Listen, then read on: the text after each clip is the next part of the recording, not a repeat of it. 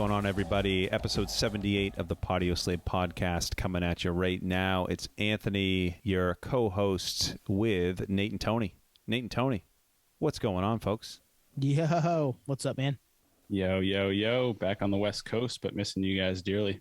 Yeah, so Nate, you were on the East Coast last week. We did not record. We dropped Phil from Taproot round 2, but we saw you. We chatted, right? Yeah, it was awesome. I basically had a Phil reminiscent story of kind of a equipment malfunction or lost in transit type situation. So yeah, no, that was awesome, man. Hanging out with you guys, nerding out, watching you guys try to figure out a way to record with different scenarios, different variations of microphones. An old one from the 1970s that I dug up from my camp, one that I bought on the spot. But going to the show with you guys was probably the best part because that was the epitome of nerdery. It was actually going to a gig. Yeah, we had a blast that show too. That was a lot of fun. It was one of the warmer days in recent memory in Maine, and we've had some warm days this year, but it was really hot. But fortunately, outside on the water, nice little breeze, 311 in the ear holes. We were having a good time out there, and we get to run into some other friends we hadn't seen in a while. And episode 17 guest. I think if you follow us on socials, you saw the picture of all of us in front of the stage, out a ways. But yeah, that was a blast, man. I'm glad to have been at a live show with you guys because it's always fun doing that. And that's one thing in the Northeast, you don't get the opportunity to go to many outdoor shows. And I don't know. I have a log of how many shows I've been to, like 500. Not many of them are outside. The large majority are inside. So outside in the Maine summer is next level.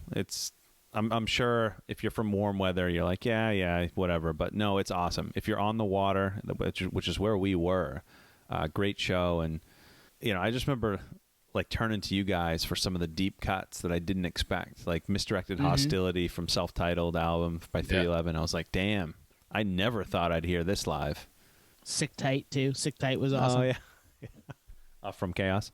I can actually vouch for what you're saying too on the outside show. Obviously living here in San Diego now, obviously pretty ideal weather for the most part year round, but being in Maine for an outdoor show kind of tail end of summer, and the humidity had just died off, like literally like that day or the day before. So it was like kind of like a perfect show, perfect weather. First time at that venue, and interesting for me to see, because I know you guys have been to that venue. No, just me. Never been. Never been either. Never yeah. been. That was a real treat for me. Oh, okay.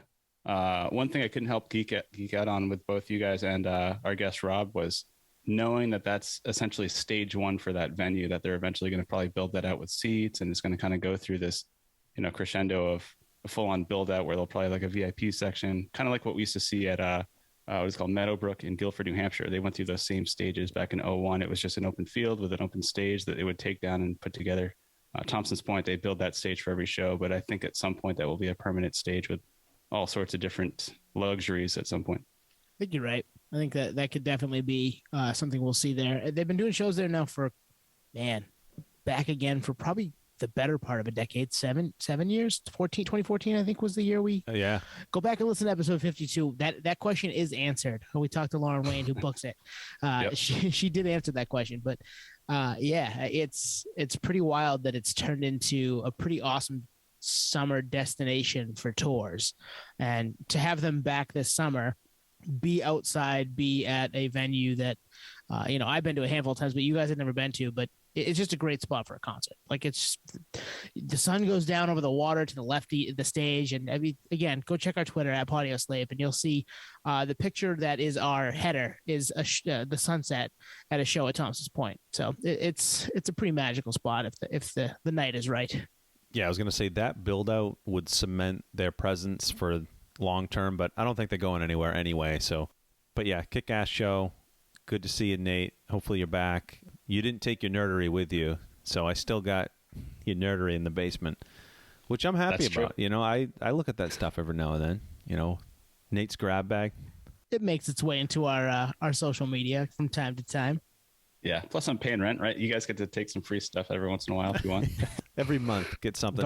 We've already done that. Yeah, there's less in there now. Yeah. No, that was a good time. Like, it is definitely a collective of guests between Lauren Wayne and Robert Catelli, and obviously us, all being at that show. Oh, together. and Peanut. That's and right. Peanut, Don't Holy forget shit. Peanut. 3 guests. Yeah. And maybe Yeah. Seth. I don't know. Seth from Trawl. He might have been there. Seth might have been there. Yeah, I don't know. We never could hook up with them if they were there. So Seth, if you're listening, were you there? Hit us up in the DMs. Yeah. It goes down in the DM. No, that was a blast, and I look forward to doing it again probably next summer around the same time when you're back again, Nate, because it seems to be an annual pilgrimage for you. Yeah, summer, not gonna lie. I moved because I wasn't a big fan of the winter. So for me, investment wise, I gotta come back in the summer. It's when the shows are, it's when the weather is amazing, it's when Maine really shines. I'll probably come back in the winter at some point. Not gonna lie. Things are changing in my life that are conducive to coming home for Christmas and stuff like that. But yeah, Maine. In fact, I got to say this because I think we've talked about it on here, and I definitely talked about it with my wife, which is I usually plan trips around shows. This one actually happened to work out around that 311 show. That wasn't planned. Beautiful. But it did.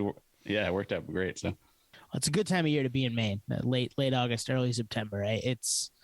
I'm wearing a sweatshirt. It's September 2nd that we're recording Inside Baseball. But I'm wearing a sweatshirt because I think it was like when the sun went down, it was like 60 degrees out here. I'm like, damn, the summer's over. Shit, what happened?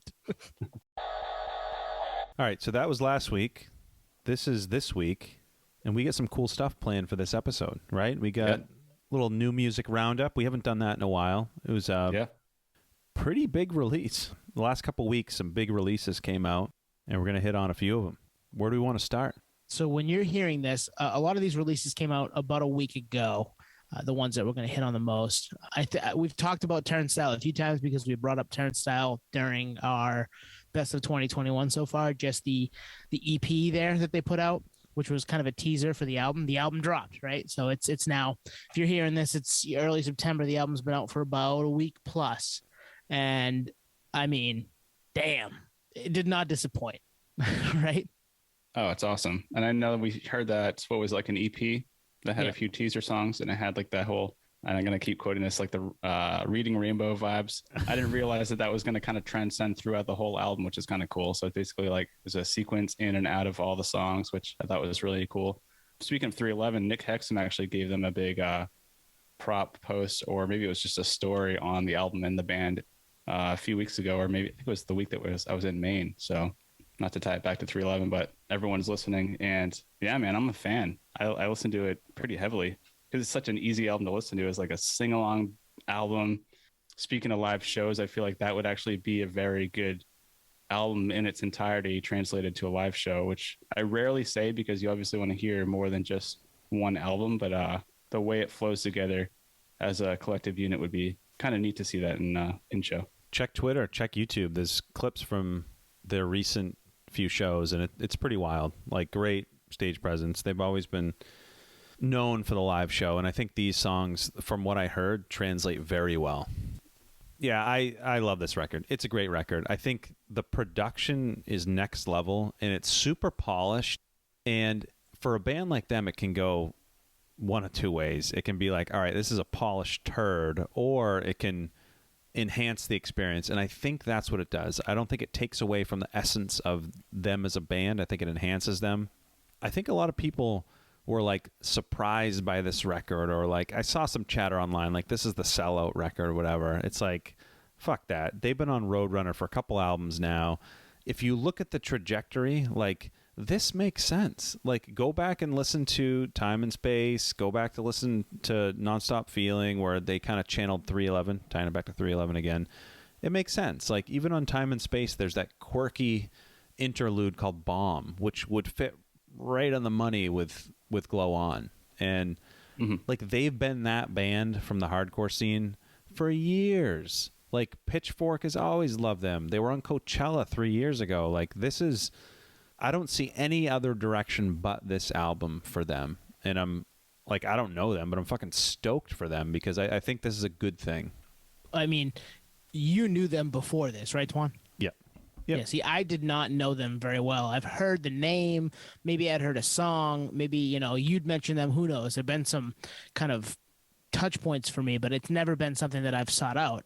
And then the EP drops, and I listened to a couple songs because a bunch of people have been talking about it, got some buzz, and now I'm a full-fledged fanboy. Like, it brought in people like me who like hardcore in certain instances, but this is like what the production aspect is. It's definitely a choice, and I think it works really well for them, just like you said.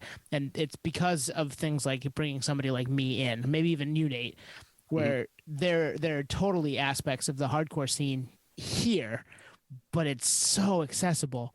It's so, it's glossy, it's polished, it sounds really nice, and then you get something like that Reading Rainbow effect that you said, Nate, and to kind of give you to the into the next song, and the next song will kick your ass, like especially live. I'm sure like there's some breakdowns that like I want to see TLC live so bad because I want to just see everybody jumping off the stage. I've seen videos on Twitter. I want to be at that. I want that to be part of my life. And whenever they come around, I'm going to try to see it because of it. So yeah, I think this is a great play for them just because it was a next step to get more people on board. And I don't think they lose who they are because of it. Cause I've gone back and listened to some of the older stuff since, and I'm like, oh yeah, no, I can see how they got here, and I'm glad they did because it brought me in.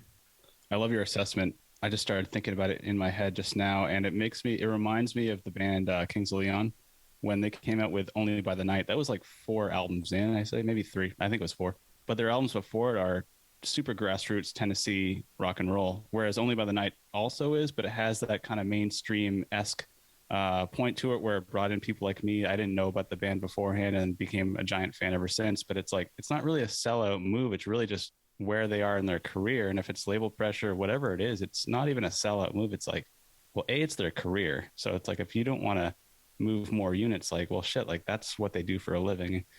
Secondly, like, I feel like once you've already kind of paid your dues up until that point, like it's natural progression. I think you said that, Twan, like, it's not like selling out. It's really just like, this is where we are. This is the music we're making. This is the age that we're at currently.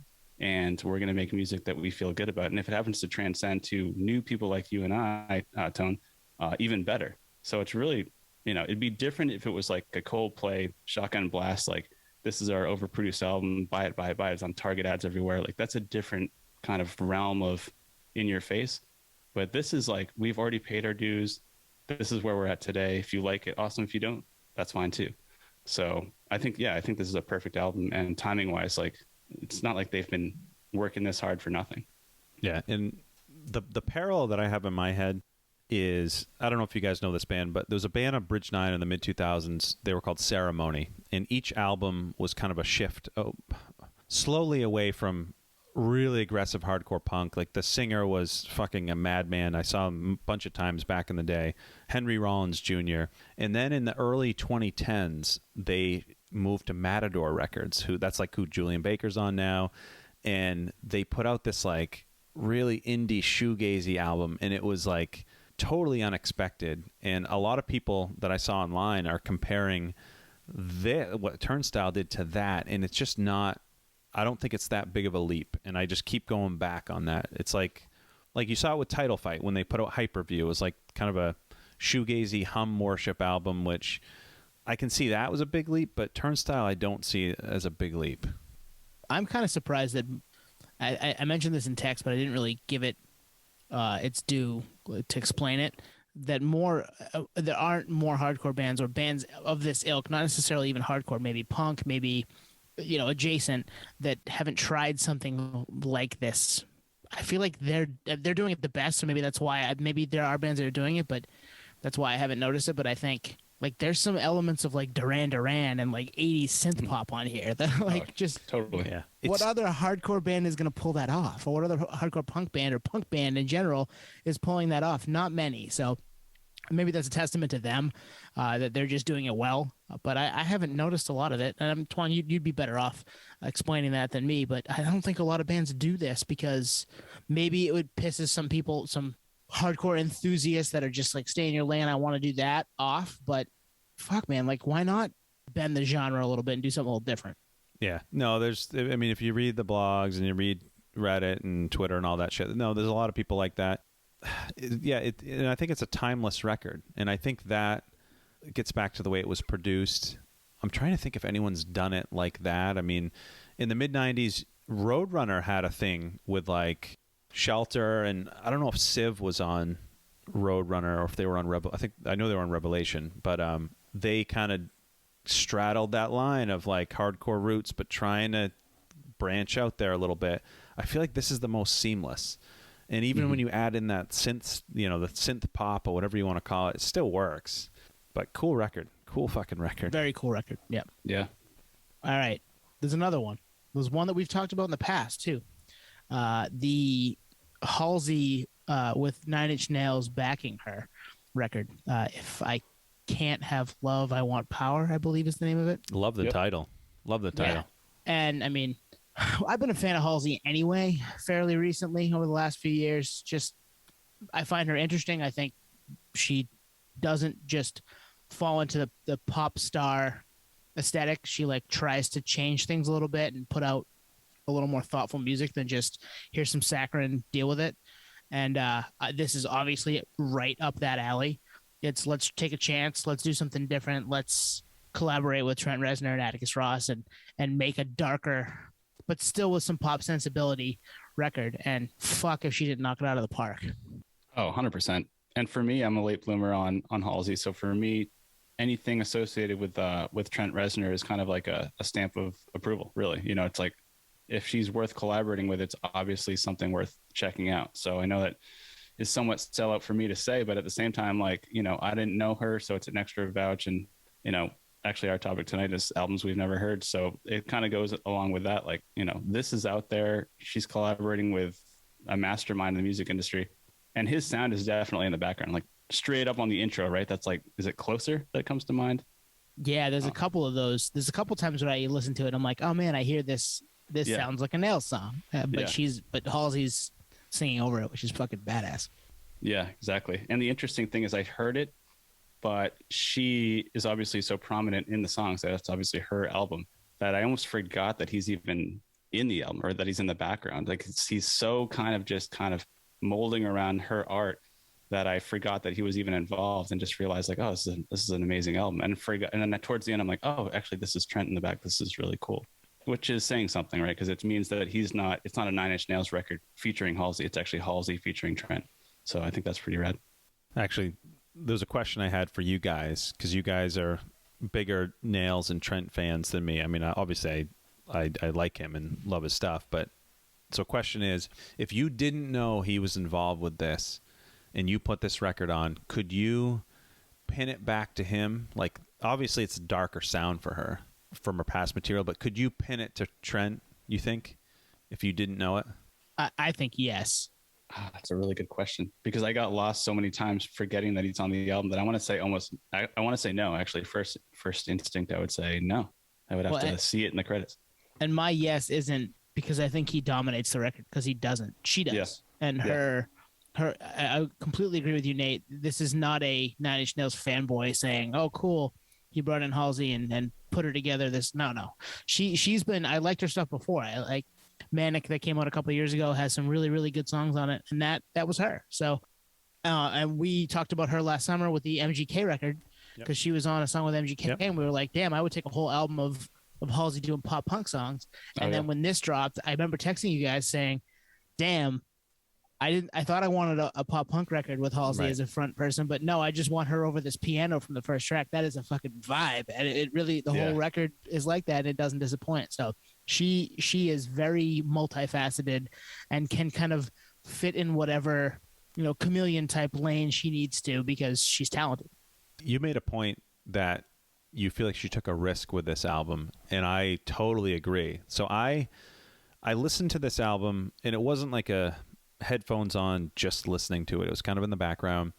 So maybe I'd feel differently if I heard it again, but I didn't hear an obvious single. I don't even know, is there a single off this? Which is like, that's for an artist of her stature, that's fucking rare. Like there's typically a obvious single, and I didn't hear one. Apple Music thinks that, they star a couple of them. Yep. Bells in Santa Fe, The Tradition, the first two songs, The Tradition and Bells in Santa Fe, and then Lilith, and then I'm Not a Woman, I'm a God. I would imagine I'm Not a Woman, I'm a God, because the video for it would be the single, I say in quotation marks. That's a catchy as hell song, by the way, too. Like, that's like a highlight for me as far as Halsey songs go, period. Wow, that just made me think now. Like maybe it's the death to the single. Like you just don't need one anymore because it's just not something that's really needed. Like terrestrial radio is essentially dying. So maybe you need a single for Sirius XM, but not even, right? You just play a deep cut. You So don't need singles. You don't need release dates. Oh wait, I'm getting out ahead of myself. yeah, Yeah, no, I think you're right. It probably makes more sense for a bigger artist to have a single just because it'll get played on radio. But I'm not sure what on this gets played on a pop radio station because Right. it's definitely darker. It's definitely got some different, different than pop music. Like I said, saccharine vibes to it. It's way more PG-13R versus that stuff. So yeah. You know how I know she's kind of universally accepted? how? Instagram vinyl nerds, even people that collect Metallica records, that collect Turnstile records, like I've seen a ton of vinyl posts of this album from accounts that wouldn't collect a Pink record. I'm not comparing Right. Halsey to Pink, but you know what I mean. Yeah. Or a Taylor Swift record. Right. And she took a chance and went a little more folky with her stuff last summer, and we've talked about her and like that stuff too. But you're right. Like they're not going out and grabbing that. They might be getting the CD because it's at the counter and it's signed. But inside joke for you conspiracy nerds. Go back and listen to episode 65 maybe. Ooh, I'm checking now. No, I'll put money on. I'm gonna put money on it. No, I'm wrong. 69. Yeah. Damn. Just lost the bet. Shit to yourself. But yeah, damn good record. I will probably listen to it again when we're done tonight. I've listened to it probably the most of these records that we've talked about today. And the next one that we're going to talk about is just too long to listen to in one sitting. So that's probably why. One last comment on Halsey is not only did she take a chance with the music, but the album cover too. And I'm not going to say anything about it.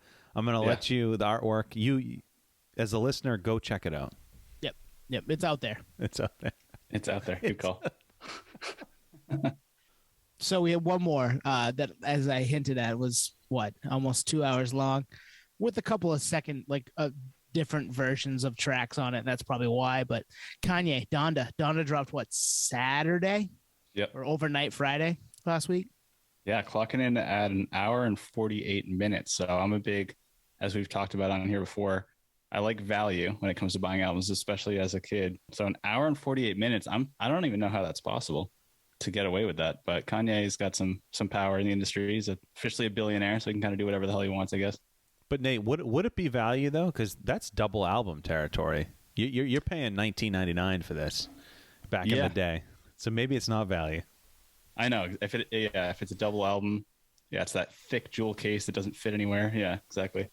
I don't know. I have mixed thoughts, but at the same time, like I haven't really listened to Kanye in depth in quite a while.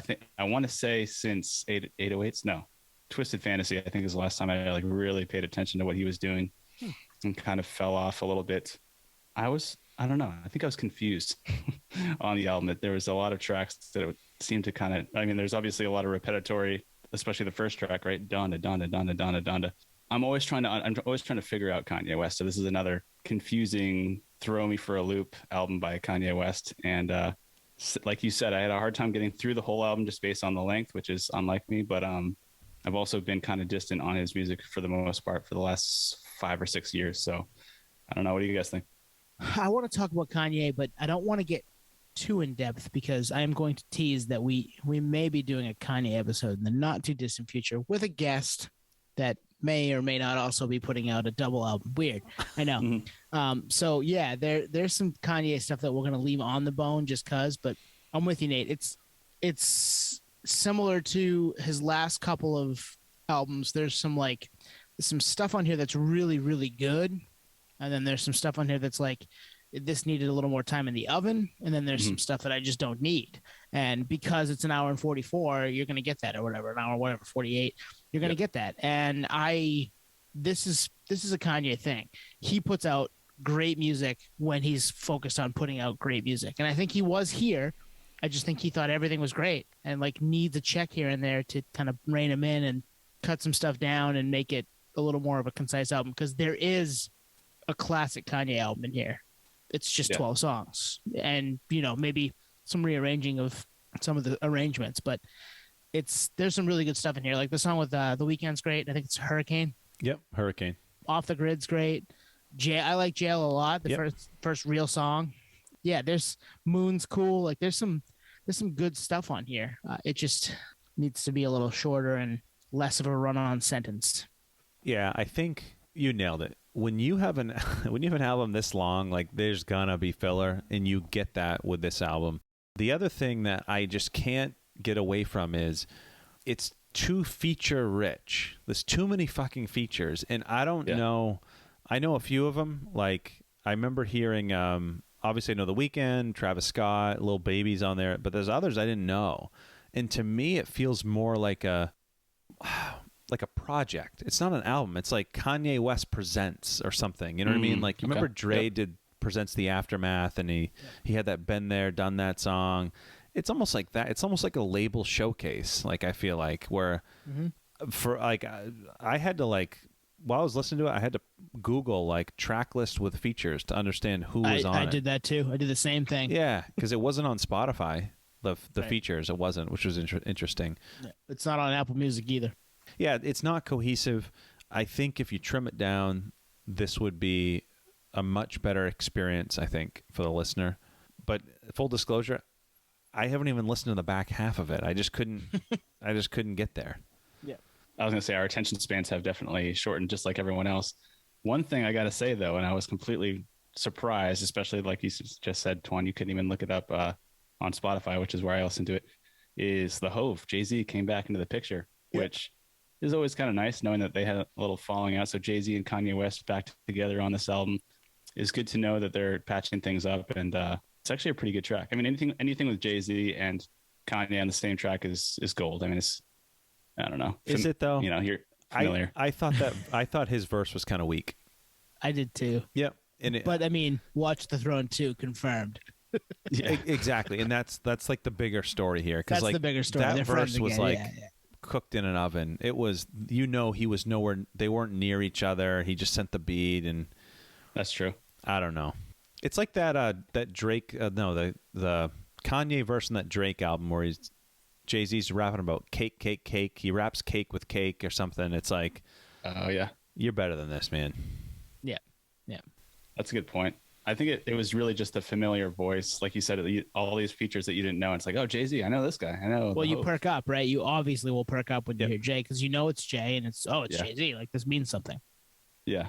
But to your point, maybe it was forced, or a showcase with all these people. Like, you know, they're both billionaires at this point. They're just moving units. So, hey, do you want to do a feature on my album? We'll sell product. You know, that's really all that matters. So maybe that's where the art's getting a little lost, is it's like so about the money. I'm not trying to shit on Kanye. And like you said, we'll save some meat on the bone for that episode in the future. But it just seems like there's a little bit of disconnect on the art, because it's so much about, and you just go to Kanye's Instagram or Twitter and, you know, like he's bragging about being a billionaire all the time. It's like, cool, man. Like no one really cares, you know? I mean, he's a guy who has some demons, right? I mean, he's bipolar.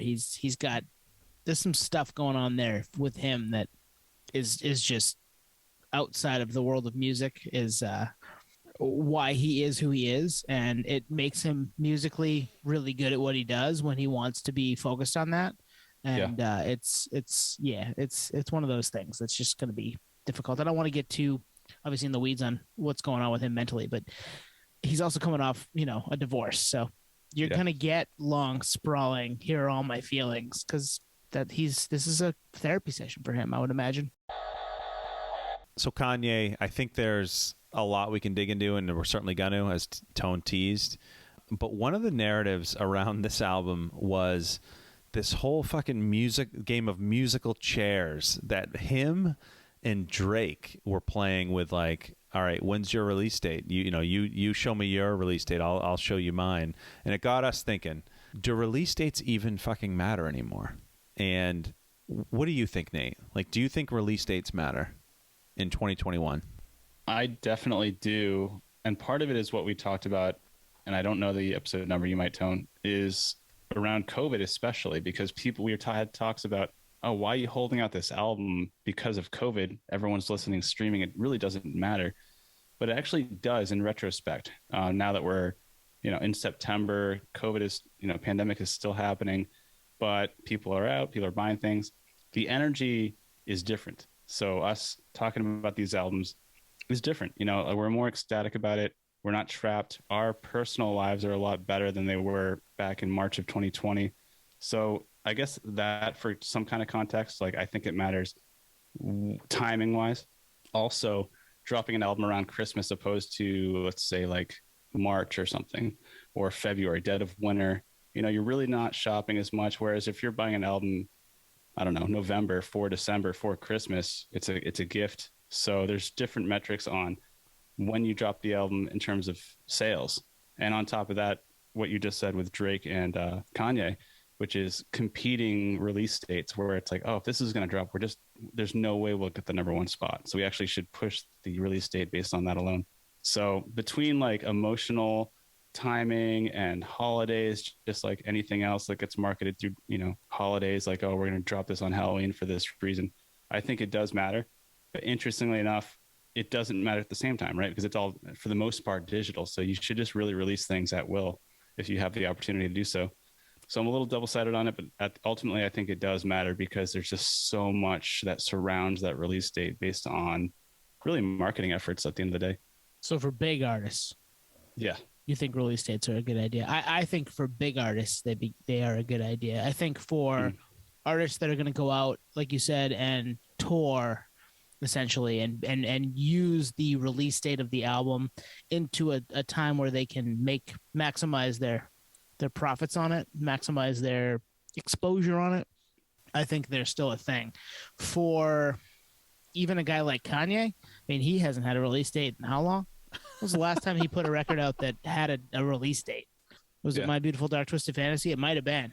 Well, I mean, they all had them, but it never happened. True. I mean, I don't take him saying Donda drops on blah, blah, blah, and that's what happens. You know what I mean? Like, I can't take that seriously, but when he was putting out a record that was, a little more traditional as far as release date goes, it's probably been 10 years, 11 years for him. And he's just, oh, it's going to come out tomorrow. And then, I mean, he did this with Life of Pablo, and I don't want to get too into the Kanye stuff, but like he just said, here it is, and then took it down and then put it back up with different songs or different mixes of it. And like, that's for a guy like him, who's as big as he is, he can do that and own a weekend. I'm kind of surprised he put it out last weekend when 2 weekend prior, not as much going on. There was some pretty good music that came out last weekend. We talked about it at the beginning of this episode. So yeah, for bigger artists, release dates matter. And especially when you're going up against somebody who also is going to control the narrative for a week or longer, depending on how good that record is and what else comes out around it. Drake being a massive name in the rap game and music in general, he drops a record, it's going to make waves on, the week after, the week after that. You don't want to be in the wake of that if you're a smaller band or smaller artists trying to, gain some traction, because people are just going to be listening to Drake or listening to Taylor Swift or whoever, right? So for those smaller artists, yeah, maybe you push off, and if you can find out when a release date is for somebody like Drake or Taylor Swift, you avoid it. But I think for your big artists, it matters for money reasons, but they can also just do whatever the hell they want. People are going to listen. Yeah, this is why I think this podcast works, like hearing your perspective, because I was kind of all cylinders from the perspective, from a numbers perspective. I was going to say it doesn't matter, right? I don't think they matter. Like before streaming, when you had to put cash out the door to buy an album, if there's two big albums, you might just select one of them. Where in this day and age, there's enough, for a lot of people, there's enough bandwidth in the day where if both Kanye and Drake drop an album, I'll probably listen to them in a weekend, but I won't listen to them as much. And that's what I forgot about. Where now it's all about volume of streams. And that's the key. It's like, yeah, you definitely want to avoid the Drake weekend if you're a rapper or even pop music. So I'm backpedaling what I was kind of thinking through in my head. And then from an artist like ego perspective, to get the number one spot, 100% they matter. You're going to stay right away from, one of these big boys putting out an album. You want that number one spot. Now, what does the number one spot get you outside of the fact that you streamed, more of your songs were streamed. I don't know. It's more, it's like a resume builder, I guess. But for smaller artists who's not competing with some of these big boys, it's less important, I think. Like the actual specific release date.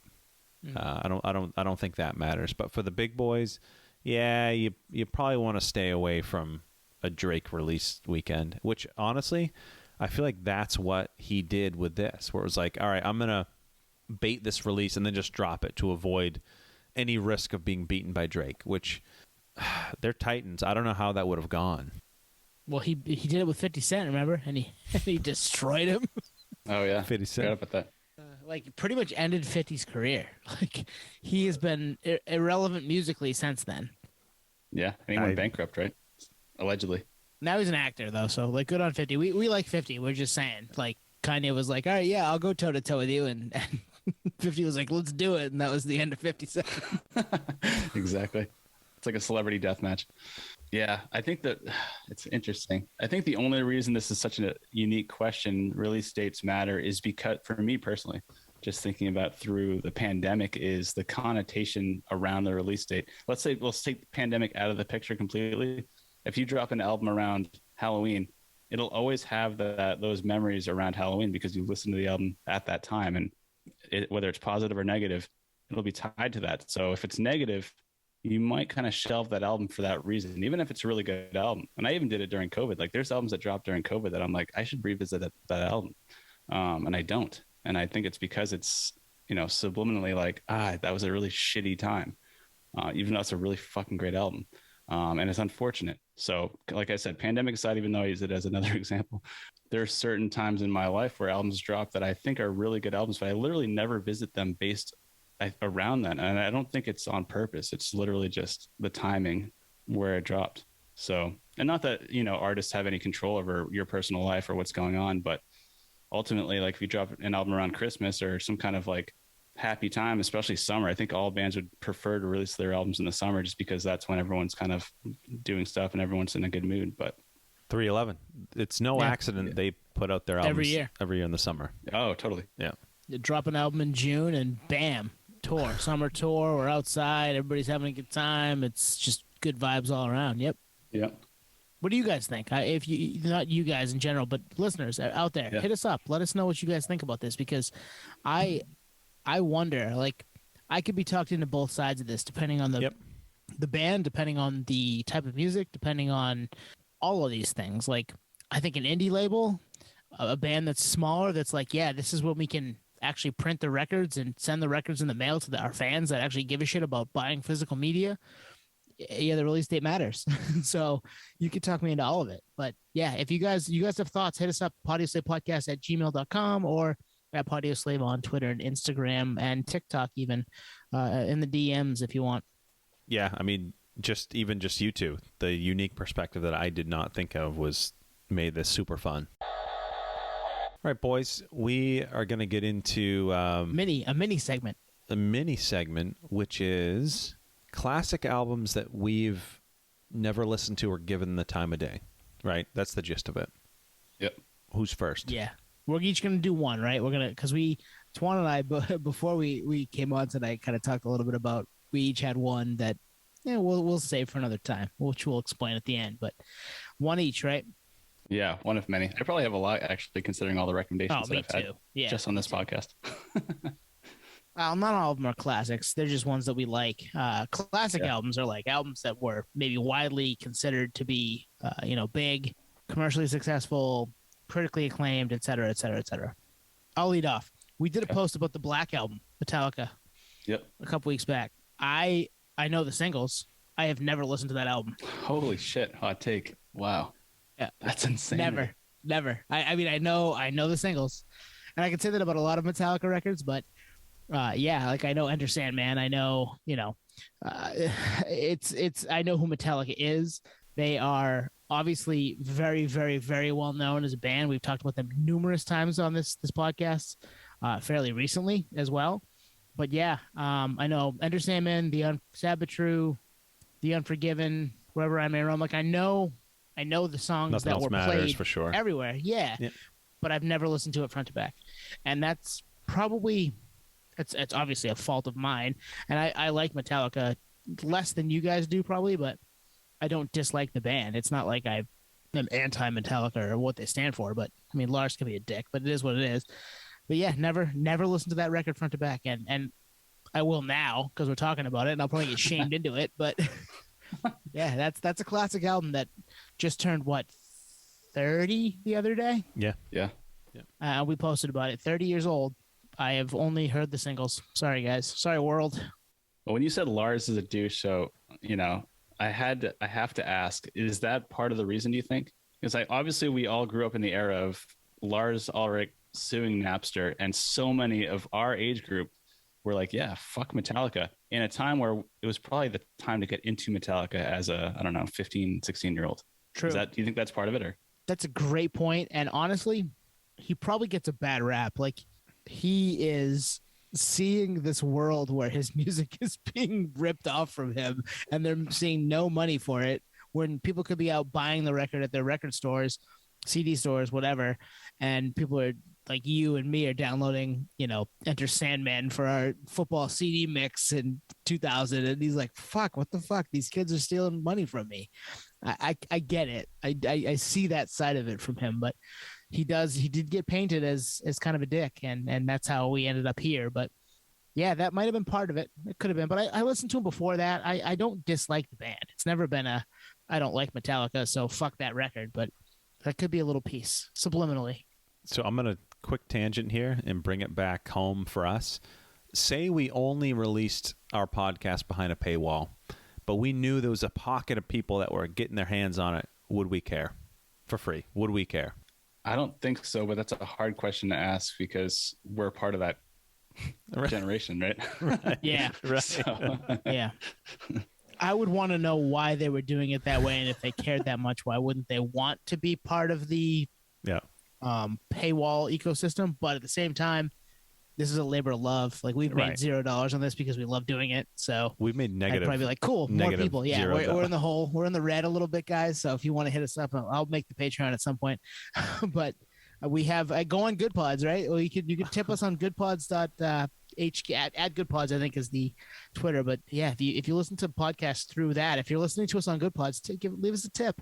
I was a late bloomer to this album, which I guess in the context of like my age, I wasn't. But it's interesting. I bought And Justice for All and the Black Album on tape in the mid 2000s, and I know that because Nate, when you lived in Portland, I was using my mom's minivan for years, for a few years, like in college when I was home. Yep. After the Ford Escort. This was a Dodge Caravan, and it had a tape player in it, and I would play In Justice for All and the Black Album, and those are the two albums that I really know. Like, for this segment, I could probably throw Master of Puppets on as like a classic that I've given some time, but not a true front to back listen. Like, I know songs, but yeah, I think this is great. I mean, it's often referred to as their like sellout album, whatever, but I mean, it's just great. I guess if you compared it to the first album, Enter Sandman's more of a poppy song, whatever. If that's your thought, I think it's a fantastic album. It's definitely worth a front to back listen. You've probably heard half the songs anyway. True. But I mean, damn, how did I get away with not ever listening to that record? I know, still is the real thing, like up until this point. Yeah, for me, like, I mean, for full disclosure, I was part of that list that got banned on Napster. So I got kicked off Napster from Lars. So that sucked. Wait a second. Explain yourself. You got kicked off of Napster? How do you get kicked off of Napster? I got banned from Shadow banned? I guess. I got banned from Lars on Napster, or from Metallica's management. Did Lars send you a cease and desist? No, how it works is basically your membership to Napster essentially just froze. Like, you couldn't download anything anymore.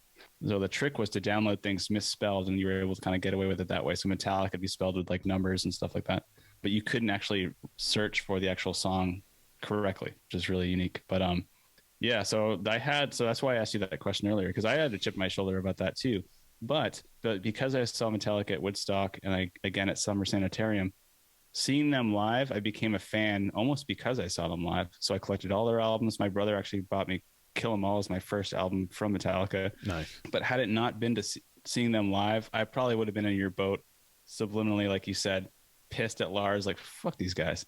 But because I saw them live, I became a full-on fan and listened to this album and all their albums and become, huge fan of the band, still am today. And like you said, that Black Album, I guess you're right, Twan, is kind of considered their sellout album, but man, it's fucking bona fide, great front to back album. So the live transition for me is always why I become a fan. It's like, all right, press, whatever the connotation of the album is or whatever, or the band or the band members, seeing the band live is what kind of makes me go from casual to full on fan. So that's why I was able to grasp them despite being literally banned from the peer-to-peer network back in 99. That's amazing. Sean Parker shows up at your house, rapping on your door. Yeah, exactly. Well, as we say, you get nerd homework. I do. Yeah. Yep, that's the best part. Is this segment lends itself to nerd homework every time. Every time. Can I go next? Yeah, go for it. So I'm going to expose myself a little bit. And I think like in the grand scheme of music, it's not like a big exposure, but I think for you guys, you'll probably be surprised. I've heard 2 songs in my life by this band. And those 2 songs are Race for the Prize and Do You Realize? Oh, wow. Do you know the band? Flaming Lips? Yes, Flaming Lips. Yep. So I'm going to put it to vote. Are we going to talk about Soft Bulletin or Yoshimi right now? Oh man, Yoshimi. I hope. Nate, you pick. What's your vote? Yeah, Yoshimi as well. Okay. So I've only heard Do You Realize? I've heard 2 songs by this band. It's a house band for you guys. Yeah. It's not that I never got it. Like, it wasn't even that. It was like, this band's cool. I just never took that step. Mm-hmm. I never took it. So like, sell them to me. Give me an elevator pitch. Sell Flame, and we'll probably do this as a segment at some point, but like, Hamster Ball, bro. Hamster sell Ball. Yoshimi battles the Pink Robots to me. Fight Test, great song. Twan, remember the show 3 South on MTV2? Yeah. Yeah. You know what? You've heard 2 songs off this record because their theme song was Fight Test by the Flaming Lips. No way. I didn't. Yes, sir. How didn't I know? There's a nerd tidbit for all you. What the all fuck you is people 3 out there. South? Yeah, 3 South was a short-lived animated series on MTV or MTV2 in the 2002 range, and we stumbled upon it jokingly as seniors in high school and thought it was stupid and funny, and it was both stupid and funny. And their theme song was "Fight Test" by Flaming Lips. So I've heard 3 songs. And Fight Test was off Yoshimi or no? Yep, first song on the record. Do you want me to give the pitch, Nate? I'll give the pitch. So Sure. I liked this record before I saw them live, and like Nate says, seeing a great band live do their thing and like crush it makes you want to listen to more of them and find out more about them. This band, this is what happened to me. I liked some stuff. I'd heard Do You Realize? I'd heard Fight Test. I'd heard a couple other songs by them over the years, and then saw them live about 10 years ago with Nate and our episode 17 guest Rob down in Boston, and got to meet them, and they were really cool, which also helped. And they just put on a fucking amazing show. They opened the show with Wayne getting in a hamster ball and riding out on top of people and just like riding around the crowd in this hamster ball and like going from one spot and like standing up. And I mean, go to our YouTube page. There is a video of him over the top of me and my brother at the State Theater doing the hands up in the air, place going crazy, that's what they do live. So that helped certainly. But that record, In the Morning, The Magicians, Nate, that song's fucking awesome. Yep. Oh, Do You Realize it's great live? I mean, they drop confetti and balloons, and it's having seen them live obviously changes the perspective of the band. They put on such an epic show. Man, yeah. Go ahead, Nate. What do you got? Yeah, Selling Point. It's a good way to kind of texturize the album because it is definitely something that you have to embrace, almost like a full-on deathcore metal album. Like you're gonna be going on a full-on trip. And when I first saw the album cover, I was already kind of perplexed by the artwork. I could see that. Right. I definitely didn't seek out this band on my own. It was introduced to me by people that were into that kind of trippy, like Ween and Flaming Lips and like that whole scene, which I wasn't into. So I was like, what is this? I don't get it. I'm not that kind of person. I don't trip on acid every day. Like, that's just not my thing. They did roll through Portland. I didn't make the show, but the album was handed to me in case I did make it to the gig as almost like a preparation. I was like, all right, I'll check it out.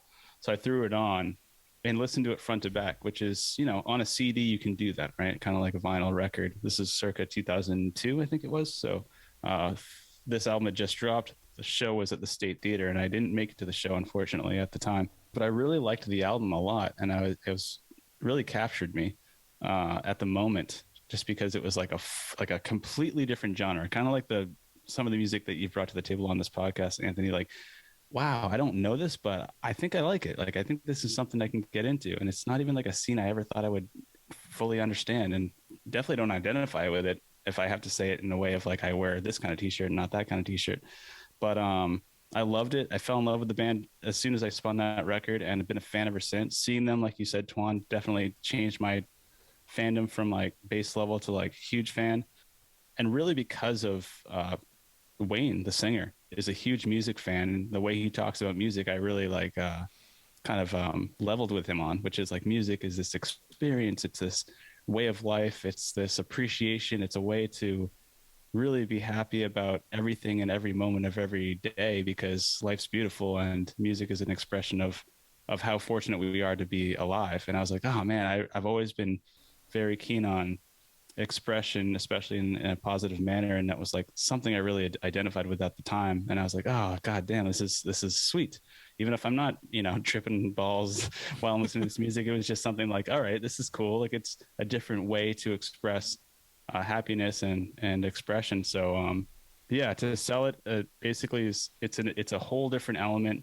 It's a very psychedelic type, weird, super strange type trip that you're on. Basically, you feel like you're kind of on drugs listening to the music, to be completely transparent. But been a fan ever since. Great live show. Great live show. But basically it's a different realm. Like, you're like, okay, I'm gonna listen to a death metal album, or am I gonna listen to this full on psychedelic rock album? But it's beautiful music, and it's just not your normal rock and roll album. It's basically a concept album. There's nobody like them. Yeah. There's nobody like them. A quick little tangent. We talked about that show. We saw him in Boston. I think it was the second time I had seen him. I think Nate probably second or third for you as well. We had bought Rob, our buddy, tickets for his birthday in July of, I don't know, 2011, I think.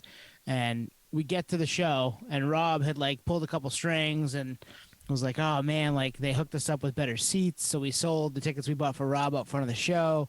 And then we're like talking to some people, and Rob's like, all right, they said to kind of go over to the right side of the stage. This is early before the opener had even gone on. They're like, go hang out over there. And then we are hanging out there, and then the drummer of the band comes out and just says, hey, yeah, come on back, guys. Nice. We go out back. We hang out with the whole band. We're sitting in the dressing room that they're hanging out in, and Wayne's like, yeah, oh, you guys are from Portland? We're playing there in October. This is July, and we're like, you are? Like, it hadn't been announced yet. Nice. He broke news to us that they were playing the State Theater in October of that same year, and I was like, well, we'll fucking be there. So that was such a cool nerd moment that, like, the band broke news to us backstage at the show we were there to see them at, that they were playing our hometown 4 months later. It was pretty wild. I was so bummed too, because I was moving that fall. You moved. Yeah. It's like, fuck. Yeah. Well, I got some homework, and I was going back and forth between Soft Bulletin and Yoshimi, because I know Yoshimi was like the more quote unquote commercial success album, but if you look at their albums ranked by all critics, whatever, Soft Bulletin is the top one. Yeah. Mm-hmm. Yeah. So that's the one that put them on the map, right? That's why. Yeah. Yeah. Yeah, that album is basically like Queens of the Stone Age, Songs for the Deaf. Like, they had stuff before that, but that was like, and I think they dropped, same year, 2002. Yep. It was basically like their mainstream success, even though they're both not really mainstream albums at all. True. Songs for the Deaf and Yoshimi are not anything close to something you put on the radio, but they both made it. And they've been a band for years and years. Long time, yeah. Since the 80s, late 80s. Yep. Good pick, Twan. Good pick. Yeah, legacy band. Yeah, you have some nerd homework as well. I feel like that's a late night when you're walking the dog, just like soaking in like. Yep. I don't know, the trees and the sky and just like soaking it all in. Try to like, connect with nature a little bit. Yeah. In one way or another, whether you do it legally or not, that's up to you. Right. No, it's the best kind of music. Well, I mean, look at the album cover. It's like something's trippy going on there. Yeah. Oh, the artwork's so classic. Yeah, man, good call. I have to actually say one thing based on that show in Boston, Tone, is that's actually what I was saying earlier with Thompson's Point. I feel like the Bank of America Pavilion, I don't know what it's called now, that's the stages that Thompson's Point's eventually going to get to, because they get winter too, but that venue is stationary. The stage is built out. So Yep. Big tent too, so it can rain. You can still have the show. Yep. Yeah, so I think that's where it's going, which is exciting for Portland. It makes it a major market. But anyways, that's a little sidebar. That's a callback to episode 78 earlier this episode, just if you were wondering. Yep. Exactly. Yeah, a little nerd. All right, Nate, you're stalling. What's your classic album that you've never listened to? Take us home. All right, Let's wrap this bad boy. You guys are going to be surprised. It's Kid Rock Cocky. No, I'm just kidding. I thought you were going to say Saliva for a second. But... Kid Rock Cocky is the new Saliva. No, mine is surprising even for myself because I love this type of music. It's Massive Attack Mezzanine, I think that's how you say it. Yep. I know the one single and that's it. And every time I hear that single, I'm like, I'm going to fucking play this album. And I actually almost saw them, I think it was like 2 months before the pandemic, like put everything in lockdown. They were playing this album front to back, like 4 shows in a row in San Diego. I'm like, I know that one song. And sometimes I do this. I know that one song. I'm going to see this show because that's their classic album and it's probably going to get me into the band. Yep. Show got canceled because of COVID and still haven't listened to it. And just that single, I'm like, I love this type of music. Why the fuck haven't I listened to this album? And it's ranked one of the best albums of all time, and it came out in the 90s. So it's a 90s OG. But for whatever reason, it's on that to-do list and just hasn't been spun. Have you guys checked this out? I know the one song, and now I'm looking it up because I can tell you an anecdote about the one song, which you probably also know. Yeah. It was on a very popular TV show on Fox for quite some time as the theme song. What's the name of the song, Nate? That's even worse. I know the single by hearing it, but I don't know by name. Rising Sun? I think that is it. Yeah, so the show was the show House. Oh, yeah. Remember that show on Fox? Yeah. It was about Hugh Laurie. He was a doctor. He took on crazy cases. They used the song Teardrop, which is, I think, the song you're talking about, Nate, as their theme song for the majority of the show. A couple of different versions of it, but yeah, it was that song that I went and looked that up because of it, and I was like, oh, that's a banger of a song to like open a show. Yeah, and like and that happens to me a lot. Like I'll be watching TV with my wife, and a song will happen like in the background. I'm like, oh damn, that's an album or a artist that I should know. I'm checking it out. I find out what it is and like download it, listen to it. And this is one of the first iterations of that for me. Like I needed to know who this was and who they were and like why this was a banger and who picked that. Like it always makes me think like somebody decided to put that on the intro. Like they're a music fan. I want to meet that person. You know what I mean? Like they're people like us. So yeah, I only know that song though. So I'm with you. I don't know much else by them, but if there's more like that, it's probably worth peeping. You're right. It is a widely known record as probably their best record. I know nothing about this band outside of the name, which I think everyone's probably heard of the name.